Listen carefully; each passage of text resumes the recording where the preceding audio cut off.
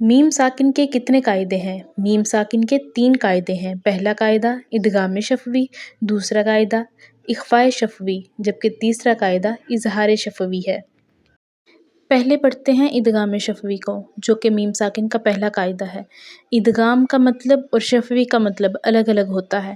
ادغام کا مطلب ہے ملانا، شفوی کا مطلب ہے ہونٹوں سے ادا ہونے والا۔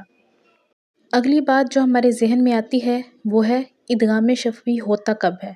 تو ادغام شفوی تب ہوتا ہے جب میم ساکن کے بعد میم آ جاتی ہے، یعنی کہ پہلی میم کو دوسری میم سے ملا کر پڑھا جاتا ہے اور آواز ناک کے بانسے سے ادا ہوتی ہے، یعنی کہ گنہ کے ذریعے سے اس کی ادائیگی کی جاتی ہے۔ قرآن پاک سے اس کو سمجھ لیتے ہیں۔ بسم اللہ الرحمن الرحیم۔ لَکُم مَا فِی السَّمَاوَاتِ،